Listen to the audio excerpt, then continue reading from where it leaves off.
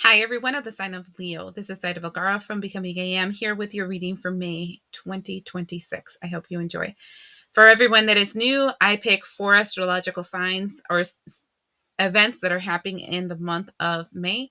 And then I use Oracle to give you some information on that. And then afterwards, I use some tarot to give you the final message. So that being said, let's start off with something real quick. On May 1st. May 1st, there is actually a full moon in the sign of Scorpio.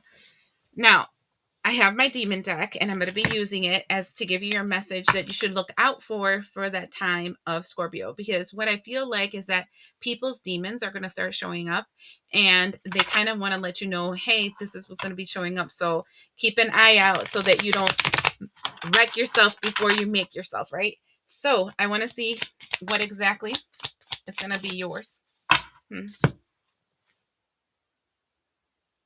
Okay, it says um eurinum. Okay, it literally looks like a little like demon guy right there. Oh, this time is actually focusing. It never wants to. Okay, and looking it up.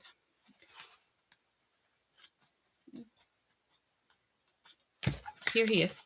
It says here, beware of holding on to things past their natural end. Focus on allowing grief and loss to run their natural course. Move on to the new cycle. I feel like the biggest thing that they would like to let you know is exactly that. Try not to hold on to something that is done. Sometimes we hold on to things just because we're fearful of what it means to lose it and how much work we're going to have to do to make our lives better again after we lose something. Some things Some things, if you use them after their expiration date, can do more harm than good, right? Because they're showing me spoiled milk. And it's like, if you drink that spoiled milk after it has been past their expiration date, like milk, it will really do more harm than good. Now, you know, you can do it for other things like cheese and stuff. So make something different out of it. And that's interesting that they came to mind, because it's like, maybe you can't live that life that you had before in the way that you used to live it, but maybe it can be transformed into something different, right? So let's say it's a relationship that no longer works. Well, maybe it can never go back to the way it was, and you can never have it again, but maybe it can be something that can evolve into something else, like a friend or a lesson that you will always know for the rest of your life, and then that will help you move into the future, etc. Right? So your past is your past for a reason. And that reminds me of Master Ugue from the Kung Fu Panda. I freaking love that series. Let's not even talk about that. But it's like, yesterday is history, tomorrow is a mystery, but today is a gift. And that is why it's called the present. So it's history. Okay. The next thing, May 6th, Pluto retrograde in Aquarius.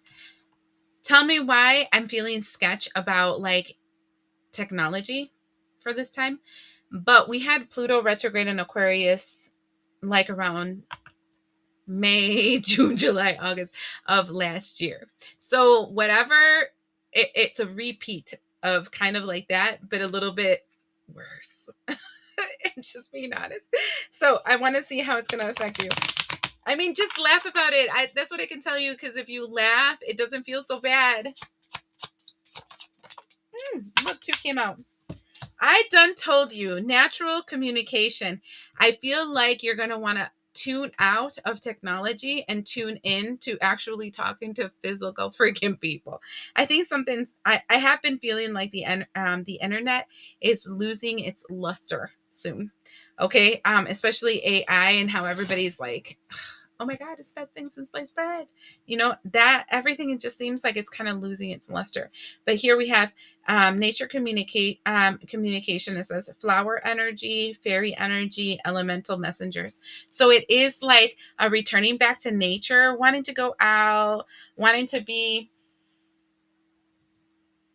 Yeah, not cooped up anymore. The second thing I have is find the lesson. Discover the purpose in a situation. Trust that you are learning. It's the second one. And I feel like if you do spend that time in nature, if you do disconnect for a little bit, if you do all that stuff, I feel like you're going to discover something about yourself that you might have never known. Okay. Next one, May 16th, new moon in Taurus.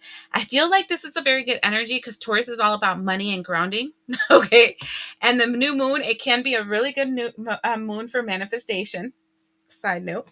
But, oh, they told me no. But I want to see how it's going to affect you because it's going to affect your material world. Okay, so let's see how it's going to affect it. Look at that. Phoenix rising. So if you have been having a little bit of conflict when it comes to your finances, I can tell you that it's kind of Phoenix rising for me means like coming out of a dark period of your life better than you were before. So it is something that is coming up that you're not even aware of. Okay.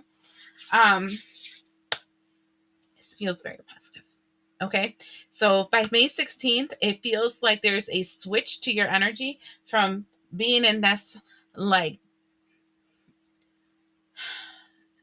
letting go of the past kind of energy and moving into something futurish and kind of feeling sketch about the whole thing to now accepting this new change that's happening.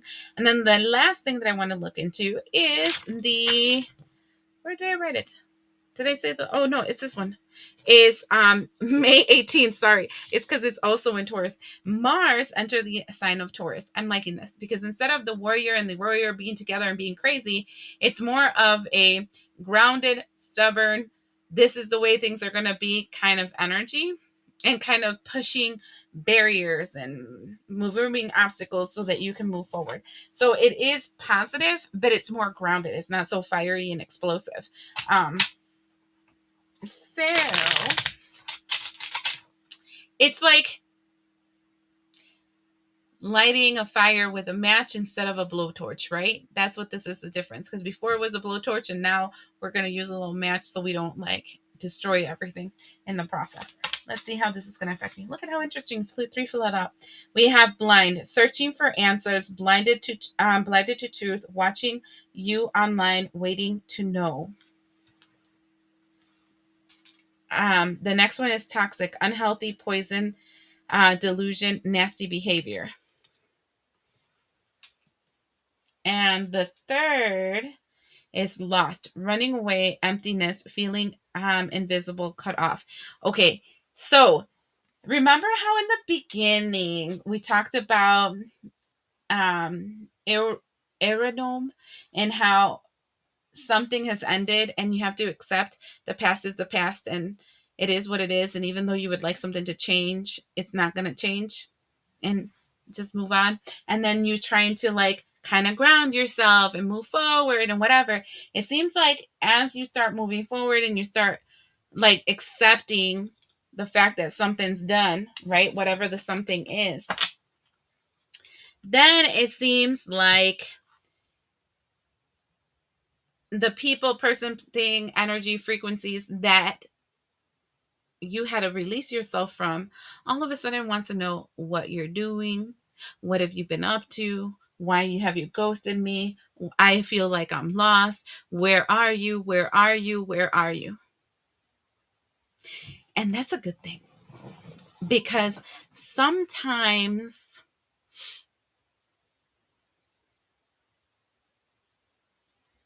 people don't know what they got until they're gone. I had to be like thinking about it, how I feel like there has been someone or something abusing of you. Like they've been using you, they've been abusing you, or they've been treating you like if you're less than. And this feels like then they're going to miss you and then you're not going to be around. And they're missing you because they're in toxic health energy, right? So they're effed and they're looking for you.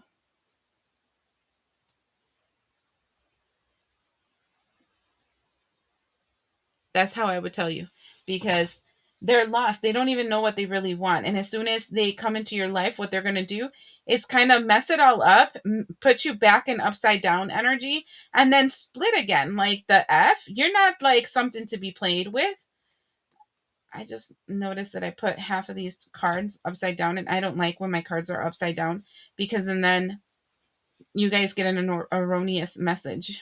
Oh, look, half is right side up, half is upside down. I would say you would be the half that's right side up because you have the energy of the Seven of Pentacles, taking care of yourself, but then they're upside down because their truth, the the Ace of Swords was upside down. Yeah, they don't know their ass from their face. And so you've obviously been the person that has kept them grounded for a long period of time. And now that shitteth is headeth the fanneth, they want to come back to you so that you can fix it.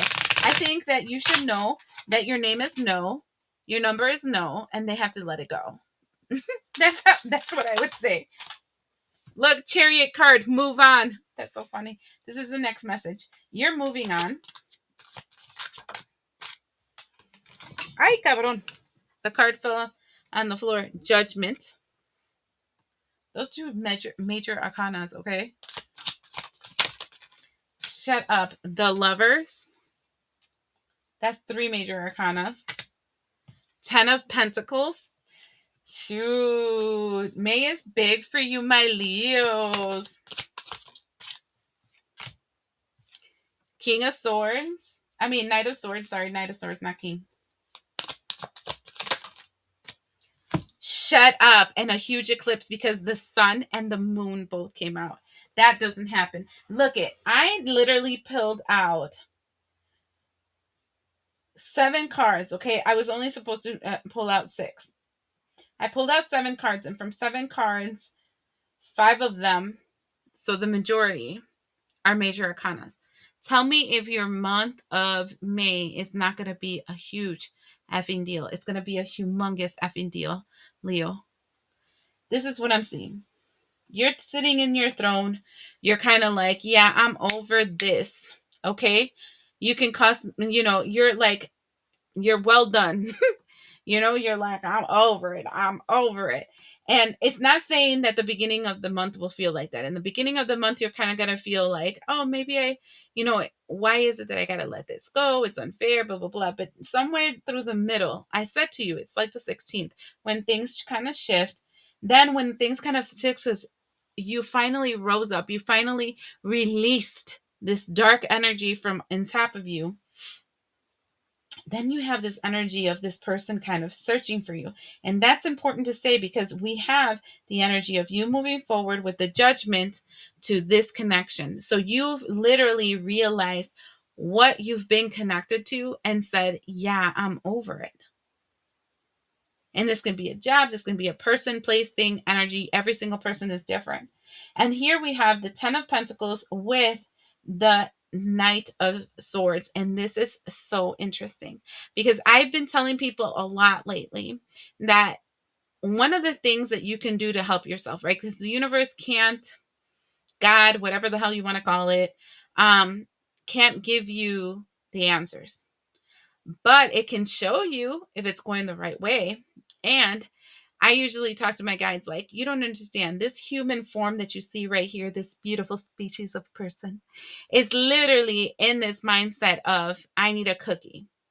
Like, I need something that tells me, yay, I'm amazing. I'm doing the right thing. Give you a cookie. Like training a dog, right? Where you're like, sit, you sat, yay, biscuit, right? I know it sounds terrible, but we need that too. Positive reinforcement. Even when you're doing simple stuff, like let's say you put a goal to clean all the bathrooms in your house. And then once you do that, all of a sudden you sit down, you're like, yay, cookie time. I'm going to Netflix and chill for the next 2 hours or whatever. And that's your cookie. And that's positive reinforcement, giving you that adrenaline rush saying, ooh, next time I'm going to wash all the bathrooms again because I'm going to get my 2 hours of Netflix, right? In this case, it feels like money. I'm being straight with you. Like once you finally let go of something and you're like, you're done, you're going to get some monetary positive stuff coming toward you. And it is going to come quick because you eclipsed out something from your energy.